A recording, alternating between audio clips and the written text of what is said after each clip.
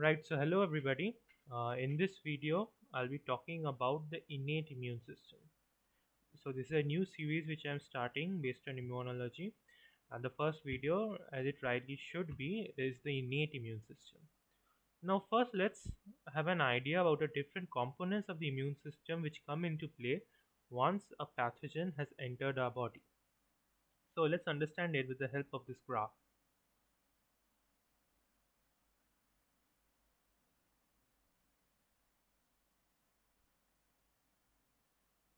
On the y-axis, we have the levels of the pathogen,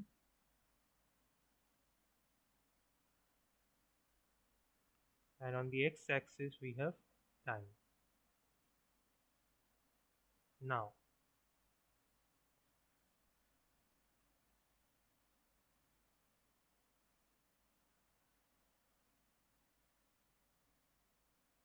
so here you can see that the levels of the pathogen are rising, then they peak off, then they begin to fall, and finally there is resolution. So what are the components of the immune system? So the first component of the immune system works till right about here, and this is,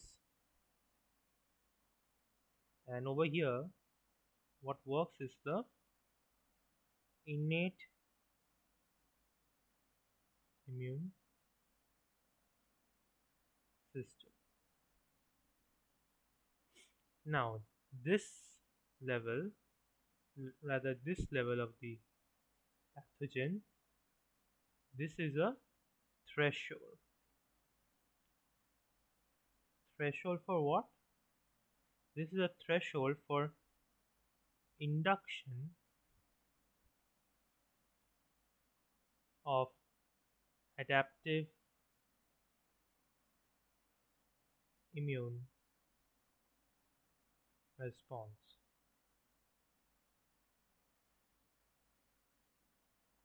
Right.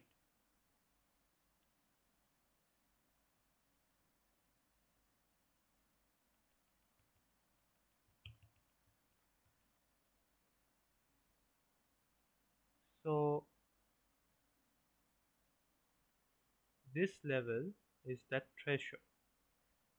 So what once this threshold has been crossed, that is the levels of the pathogen in the body has crossed its threshold for induction of an adaptive immune system, then what happens is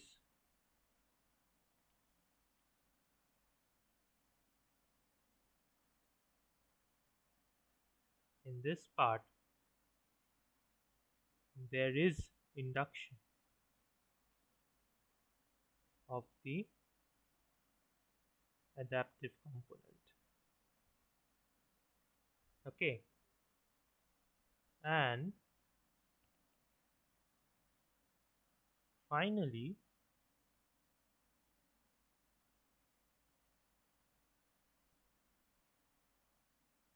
in this portion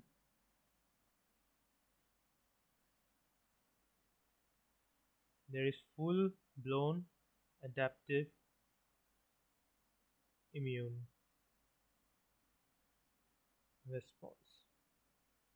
Why is this? There is a small phase of induction of adaptive component, that is over here.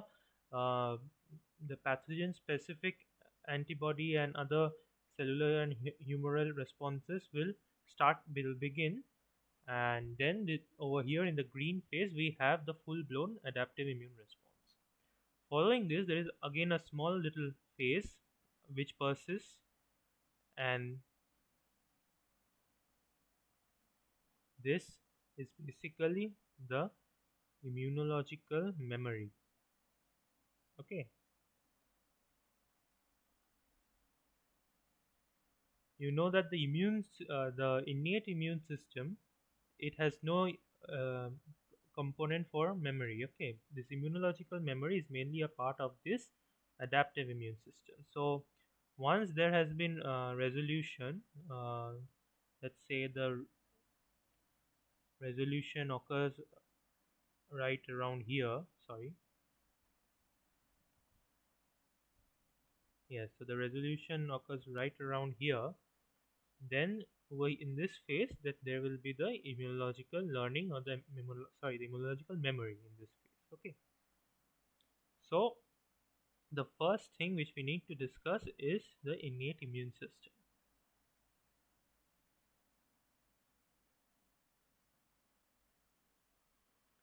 Right. Then so what are the components of the innate immune system?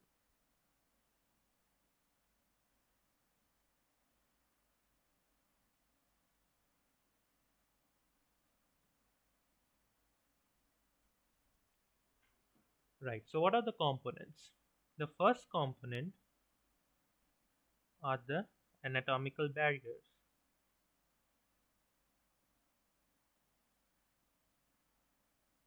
So we know we have been learning it since a long time that the skin, the mucous membrane, etc., even the gut flora,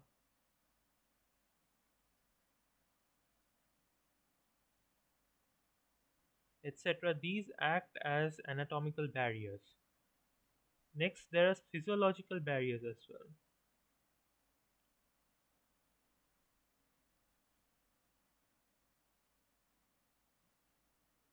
Amongst the physiological barriers, there is the first the body temperature. So the normal body temperature itself hinders the growth of a lot of pathogens, and of course, when there is fever, that elevated temperature again further contributes to preventing the growth of microorganisms. Then body temperature. Then there is gastric pH. Then lysozyme in tears, etc. And something which we generally not associate with the innate immune system, and that is interferon alpha and beta. So these are actually a part of both the innate immune system and the adaptive immune system. What happens is that they inhibit nascent viral protein synthesis. You know that recently the Virafin drug, which has been granted emergency use authorization in India, is actually a pegylated interferon alpha, interferon, which helps to prevent the growth of this COVID virus. Um, so, like I said, these work by inhibiting nascent viral protein synthesis. Okay, and how the exact mechanism, etc., I'll be discussing later. Okay, then comes cells, complement, and inflammatory response.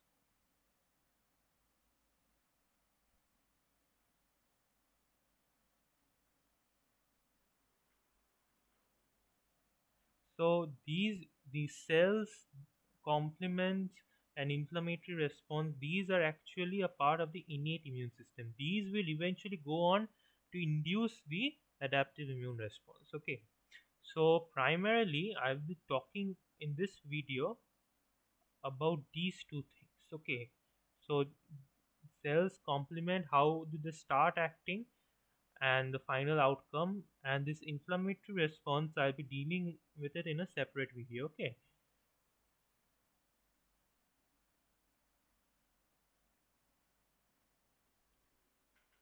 So you must realize that the innate immune response is actually very less specific, very less diverse, and has no memory. Okay. Now, in spite of that, have you ever wondered that how does the innate immune system at all pick up that there has been an infection. So the answer to that is these two things: Pams and Dams. So what are PAMs? PAMs are pathogen associated molecular patterns, and DAMs are damage associated molecular patterns. So these two things are the ones which actually help in stimulating the innate immune response. Now, what are these PAMs? What are these DAMs, and how are they recognized? Okay, so here let's write the receptor for PAMs.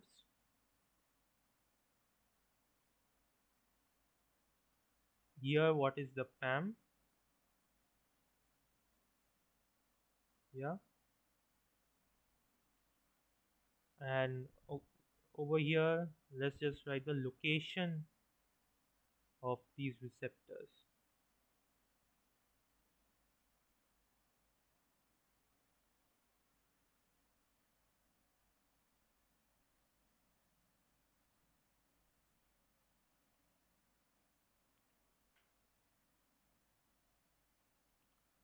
So,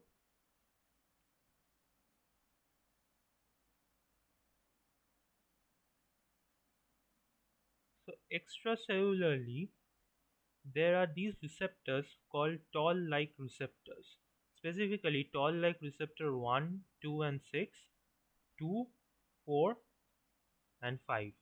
Now, there's a reason why I've written like this. I could have written like 1, 2, 4, 5, 6. No, there's a reason why I've written like this. It's because 1, 2, and 6 recognizes bacterial lipopeptides. 2 recognizes bacterial peptidoglycan. 4, this recognizes lipopolysaccharide. That is your LPS. And 5 recognizes flagellin. Okay.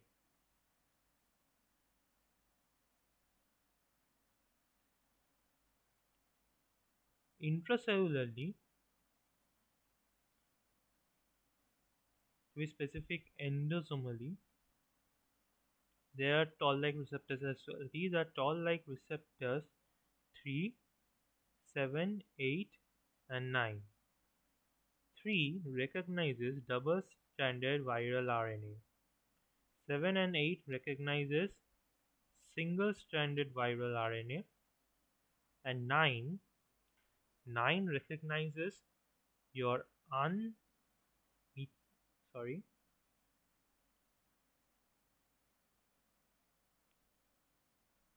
unmethylated CpG oligonucleotides.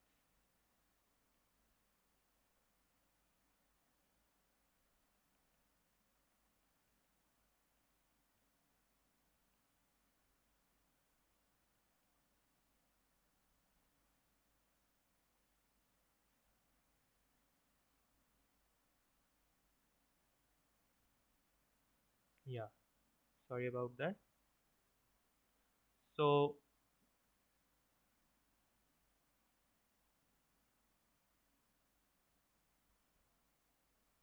So 1, 2, and 6, these three will be recognizing bacterial lipopeptides. 2 recognizes peptidoglycan, 4 recognizes lipopolysaccharides, 5 recognizes flagellin, 3 recognizes double-stranded RNA, 7 and 8 single-stranded RNA, and 9 unmethylated CpG oligonucleotides. Right. Now that's not the end, okay. There are many more. So Most of the rest are actually intracellular, but these are not endosomal. These are intracellular cytosolic. Okay,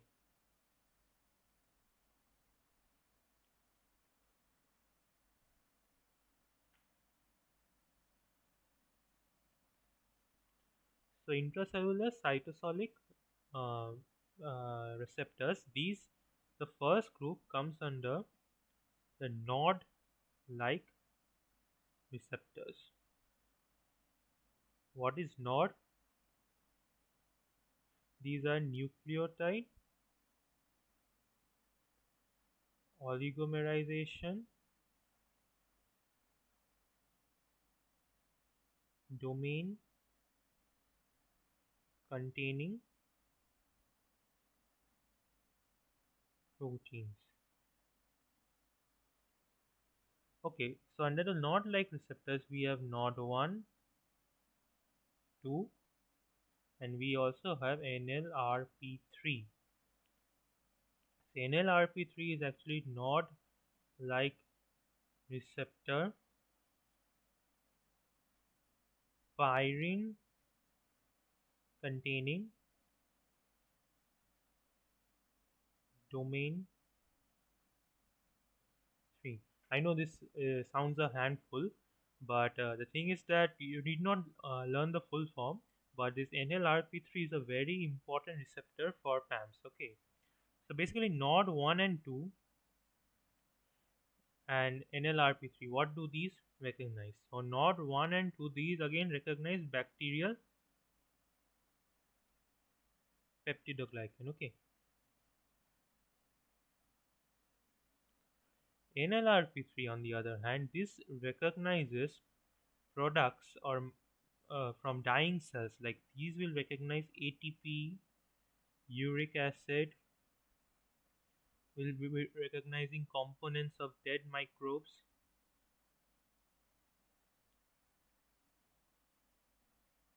etc. Because of their ability to detect this uric acid, which is actually let's say a proxy marker of cell death. Okay, so because of their ability to detect uric acid, these are actually receptors for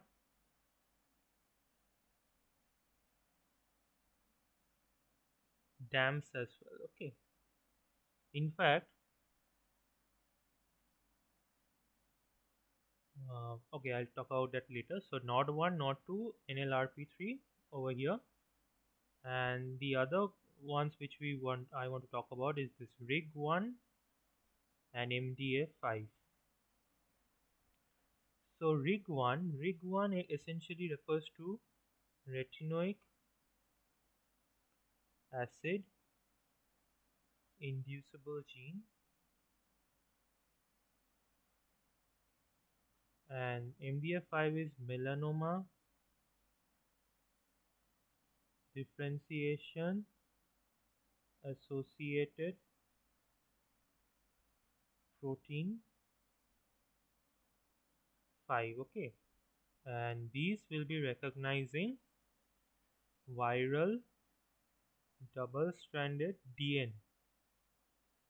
Okay,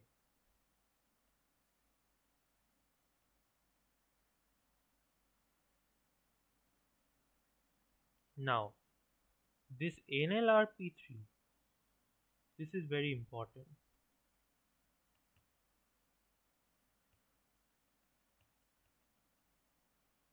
It forms a part of something known as an inflammasome.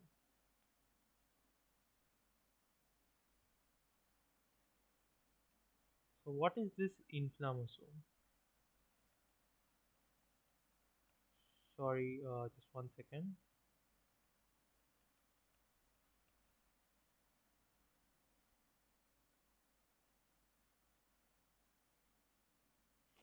Right.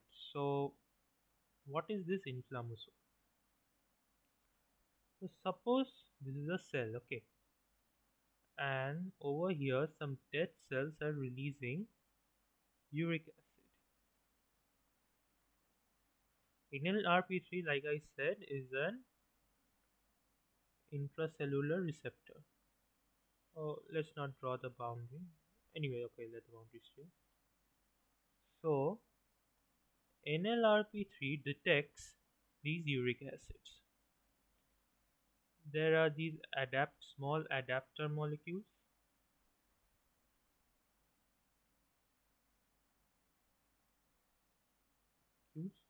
and suppose this is the structure of your NLRP3. So these two will link up. Okay. Finally, they will act on this enzyme which is procaspase. So over here there is the adapter molecule. Over here there is cas NLRP3, activated NLRP3. These will convert procaspase to caspase. Now, simultaneously in the cell, due to stimulation of toll-like receptors and etc., there is transcription and translation to form pro-interleukin 1 beta. Okay, now caspase will act on pro-interleukin 1 beta to cleave it into interleukin 1 beta, and interleukin 1 beta will start off the inflammation. And that is why this is known as an inflammasome. The NLRP3 is considered part of an inflammasome. Now, gain of function mutation of inflammasome leads to development of gout, atherosclerosis, and DL, that is diabetes. Okay,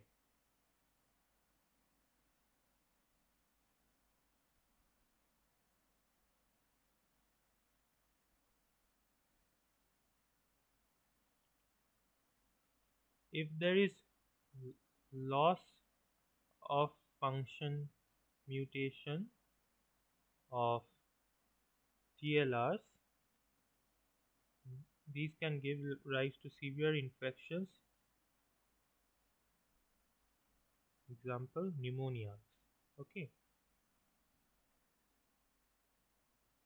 then another thing is that if suppose there is deficiency of certain uh, chemicals like interferon gamma,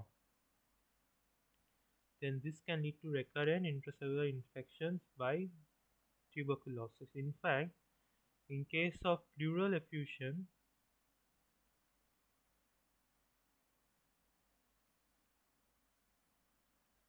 we measure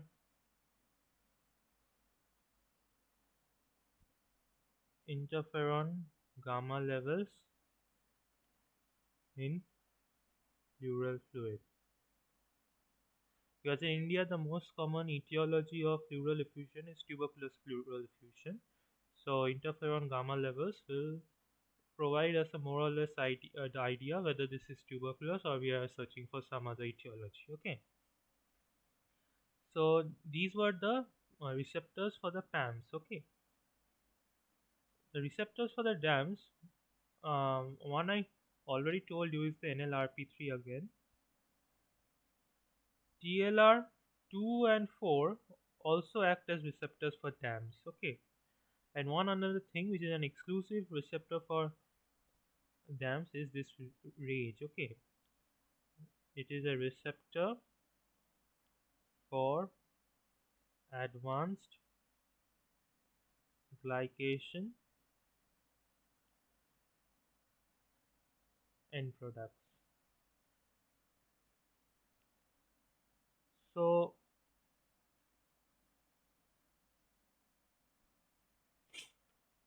finally, so I guess these are the more or less takes care of all the major receptors for PAMs and DAMs. If just a second, yeah. So talked about TLR 1, 2, and 6, 2, 4, 5, TLR 3, 7, and 8, 9.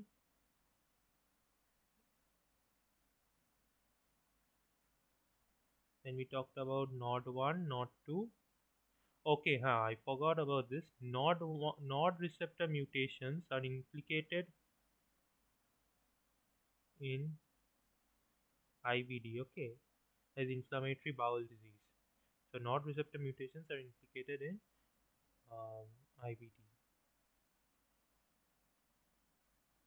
So we talked about RIG1, MDF5. Okay, I told about the fact that toll-like receptors will eventually lead to transcription and translation of certain things like this pro-interleukin 1 beta. But what actually happens is that, okay, so suppose this is a toll-like receptor. Just a second.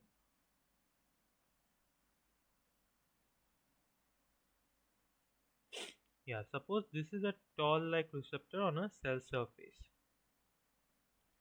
Moment this is activated, what happens is that there is upregulation of nuclear factor kappa beta. Okay, this will go inside the nucleus and this will stimulate translation, I mean transcription and translation. Okay, and from here various products will be synthesized. There might be cytokines, there might be proteases, etc.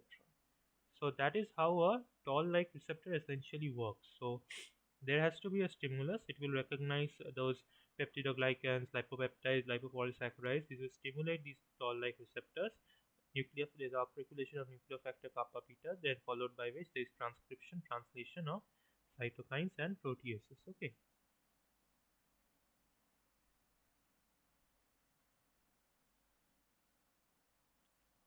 Over here I talked about the fact that if interferon gamma levels are decreased, then it will lead to tuberculosis. And in case of pleural effusion, we often measure interferon gamma levels in pleural fluid. And if I am not too wrong, interferon gamma levels of more than 140 picogram per milliliter of pleural fluid is often characteristic of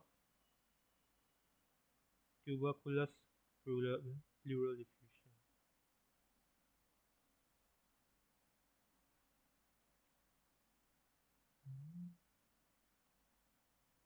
So, and we talked about the DAMS receptors.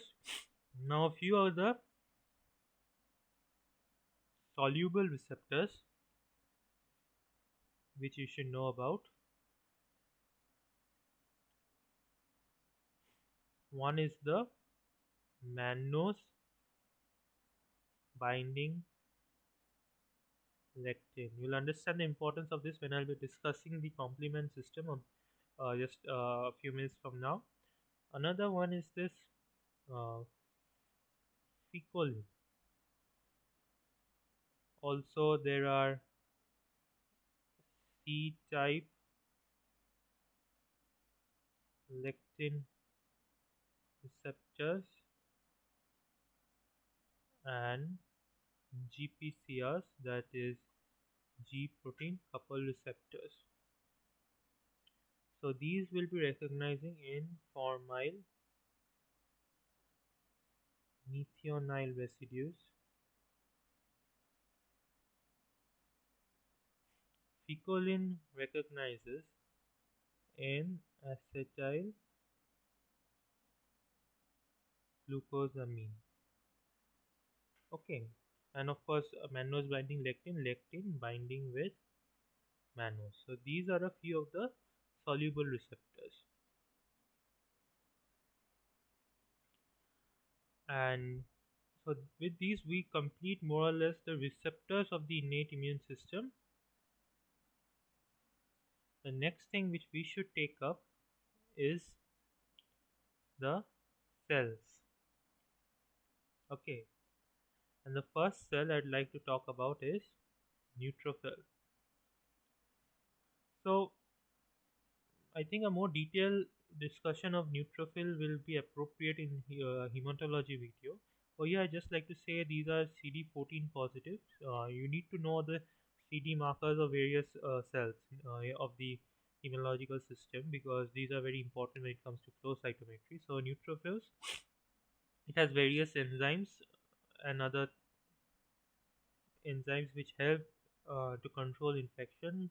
Again, that it will be more suited for a hematological video, that discussion. One thing I'd like to mention, that the neutrophil levels peak on day 2 after infection. Okay, this is one thing I'd like to mention over here. Just a minute.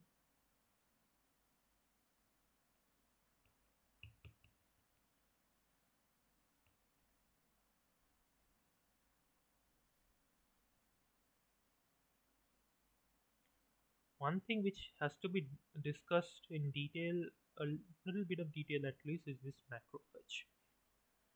Now, macrophage is again this CD14 positive, but over here I'd like to talk about the two pathways of activation.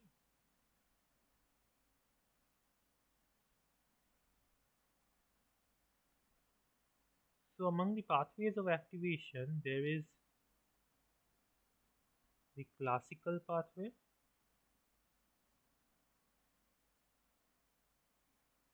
and then there's the alternate pathway.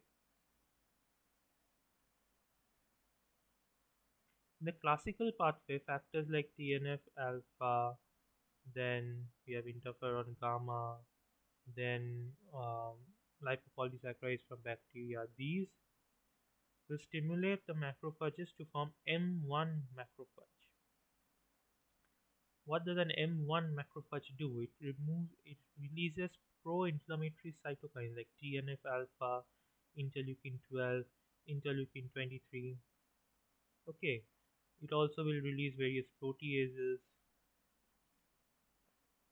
uh, nitric oxide, then ROS, reactive oxygen species. So all of which will help in forming the inflammatory response. This is an M1 macrophage. And macrophage which is activated by the alternate pathway from the M2 macrophage. The alternate pathway includes factors like TGF, beta.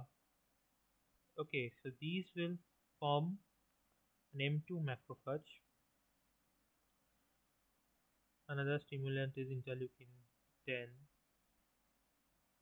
which will in turn also release interleukin 10 and also something known as an IL-1RA. IL-1RA is essentially interleukin 1 receptor antagonist. This M2 macrophage helps in controlling or limiting the inflammatory response. Okay, so this is the thing I would have liked to discuss over here. These pathways of activation of macrophage. Next cell which I'd like to discuss is the dendritic cell, the mast cells, and finding the natural killer cells. Just a moment.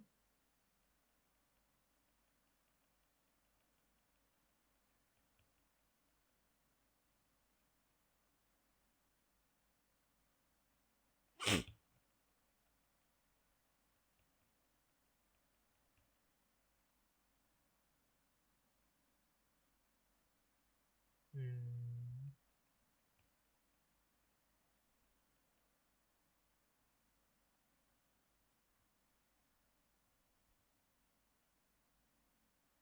Okay, sorry about that. Seems to be some kind of a technical problem. Yes, okay.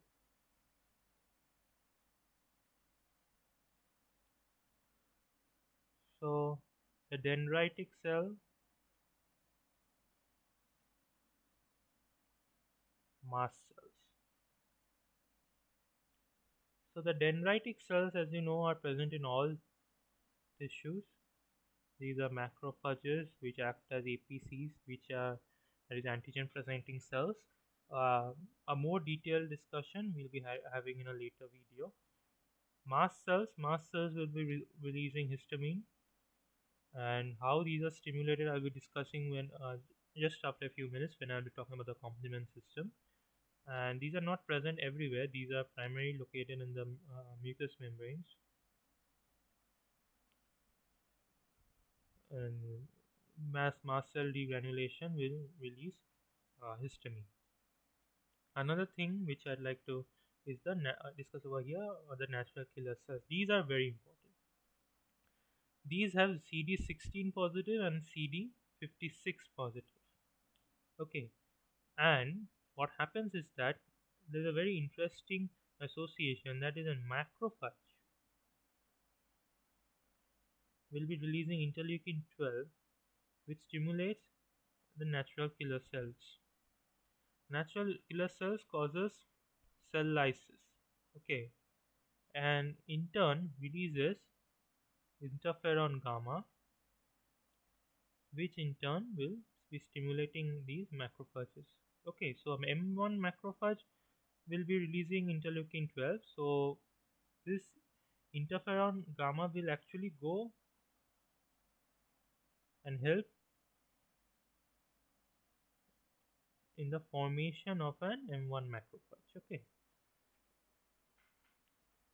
so this is the association between NK cells and macrophages. And finally, the final topic which I'd like to discuss over here is the complement system. Well, the complement system, as some of you might know, has three pathways of activation: classical, alternate, and the mannose binding lectin pathway. But over here in innate immune response, only the alternate pathway and the MBL, that is the mannose binding lectin pathway, are involved. Just a minute.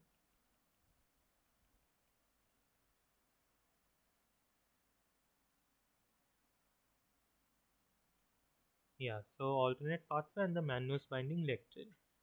So the in the alternate pathway, what happens is that C3 spontaneously is being dissociated into C3A and C3B. Okay, and there's something called a factor B, upon which factor D acts. BA is released and this BB is formed. Okay, now there's a combination between this C3B and this BB. This doesn't happen under normal physiological conditions. This occurs when there are certain stimulants like a lipopolysaccharide. Okay, this occurs and this leads to the formation of C3BBB. This C3BBB is actually called as C3 convertase. So what happens is, if you give a C3 over here, it will split it up into C3A and C3B. This 3B actually will combine with this C3 convertase to form this molecule, C3B, capital B, small b, then again 3, small b. Yes, it's a very complicated name. This is your C5 convertase. One another point, this C3B can go to this point. Okay, that is where it combines with this BB from factor B and then again form this C3 convertase. This is actually part of this what is called the amplification loop. Okay, so C3B, BB, 3B, C, and now here comes C5. C5 will be split into C5A plus C5B. C5A will combine with 6, 7, 8 and 9 to form C5b, 6, 7, 8, and 9, which is what is referred to as the MAC, or the membrane attack complex.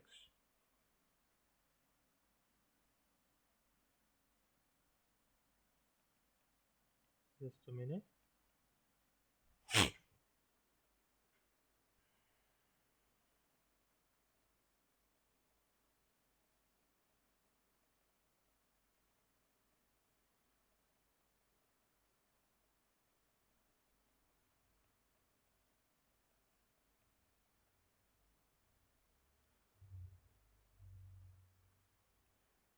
Right, so C3, so this is the complement factor 3 splits up into 3A and 3B, and factor B under the influence of factor D is split up into BB in the presence of lipopolysaccharide, forms C3B BB, which is a C3 convertase, which splits the complement factor 3 into 3A and 3B. C3B can go back to join and form this C3 convertase, and uh, C3B BB can also combine with C3B to form the C5 convertase. C5 convertase will form C5A and C5B. C5B will form a part of this membrane attack complex. And now let's talk about these things: C5A, C3A. C5A, C3A will actually help in mast cell and basophil degranulation, and will also help in neutrophil chemotaxis. That is, neutrophil chemotaxis is actually primarily a function of C5A. Okay, but mast cell and basophil degranulation, these are functions uh, implemented by both C3A and C5. So chemotaxis is helping a cell arrive to the location of the injury or infection. Okay, so this is the what is this alternate complement pathway, and the Mbl pathway is rather simpler one if you understand this thing. What happens is that Mbl, mannose binding lectin, in the presence of MASP1 and MASP2, that is mannose binding lectin associated serine protease 1 and 2, and C4 and C2. Okay, so these 1, 2, 3, 4, 5 things have to be present to form this molecule C4b C2A, which is again a C3 convertase. Okay, and C3b can also combine with this form of the C3 convertase to form C4b 2A 3B, which is again a C5 convertase. The rest of the steps from here C5 convertase are similar. Okay, um, MBL pathway and alternate complement pathway essentially from this point are same. It's just the composition of this C3 convertase. Over here is the C4B2A, and over here it is C3BBB. Okay, so please keep this in mind. It might be difficult. It is actually very difficult to understand at the first attempt. So pause this video, take it down, refer to your books, and sooner or later you will get a hold of this. Okay. So this is the pathway. One thing over here I'd like to mention: C3b uh, has a function which is known as opsonization. Opsonization. It will coat the suppose this is the bacteria, and it will coat the bacteria, and this helps the antibodies to recognize the pathogen. Okay. So primarily these are the three functions of your complement system when it comes to innate immunity. One is mast cell and basophil degranulation, neutrophil chemotaxis. Second is opsonization. Third is this membrane attack complex. Membrane attack complex. Suppose this is a cell. This is your membrane attack complex. Will form a pore through which water will enter, and finally there will be lysis of the cell. So membrane attack complex, this granulation, chemotaxis. Remember, neutrophil chemotaxis is mediated by C5. If there is another chemotactin, which we'll study later when I talk about inflammation, that is leukotriene B4. Okay, I'm not discussing that over here. And opsonization. Okay, so that more or less takes care of the portions that I'd like to cover in the first video. I didn't keep it very long, and I'm sorry for the intermediate these technical issues and other things, and of course the handwriting.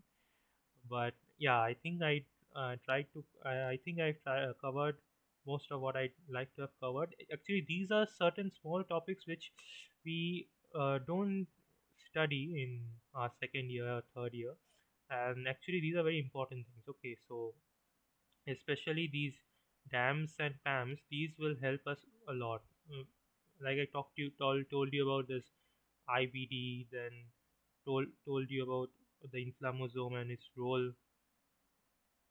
Okay, sorry. Yeah, so gain of function mutations in inflammasome, gout atherosclerosis, DM. So these are very important things. Over here, suppose you have understood that these are the uric acid molecules which are recognized by these NLRP3 receptors, and these are the adapter molecules. These are the small